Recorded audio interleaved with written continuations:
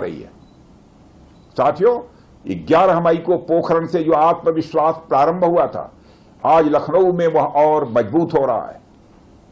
साथियों, अपनी बात समाप्त करने के पहले मैं कहना चाहता हूं कि जिन भारत विरोधी और आतंकी संगठनों ने भारत माता के मस्तक पर हमला करके कई परिवारों के सिंदूर मिटाए थे, उन्हें भारतीय सेना ने ऑपरेशन सिंदूर के माध्यम से इंसाफ दिलाने का काम किया है।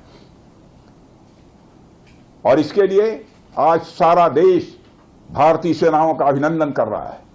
ऑपरेशन सिंदूर सिर्फ एक सैन्य कार्रवाई भर नहीं है, बल्कि भारत की राजनैतिक, सामाजिक और सामरिक इच्छा शक्ति का प्रतीक है। यह ऑपरेशन आतंकवाद के खिलाफ भारत की दृढ़ इच्छा शक्ति का और सैन्य शक्ति की क्षमता और संकल्प शक्ति का भी प्रदर्शन है। हमने दिखाया है, भारत आतंकवाद के खिलाफ जब भी कोई कार्रवाई करेगा तो आतंकवादियों और उनके आकाओं के लिए सरहद पार की जमीन भी सुरक्षित नहीं रहेगी। भारतीय सेनाओं ने ऑपरेशन सिंदूर को पाकिस्तान में मौजूद आतंकी ढांचा ढहाने के उद्देश्य से लॉन्च किया था। हमने उनके आम नागरिकों को कभी निशाना नहीं बनाया था, मगर पाकिस्तान ने न केवल भारत के नागरिक इलाकों को निशाना बनाया, बल्कि मंदिर, गुरुद्वारा, गिरजाघर पर भी हमले करने का प्रयास किया।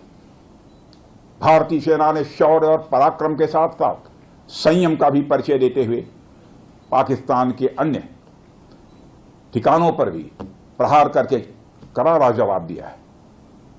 हमने केवल सीमा से सटे सैन्य ठिकानों पर ही नहीं कार्रवाई की, बल्कि भारत की सेनाओं की धमक उस रावलपिंडी तक सुनी गई जहां पाकिस्तानी फौज का हेडक्वार्टर मौजूद है।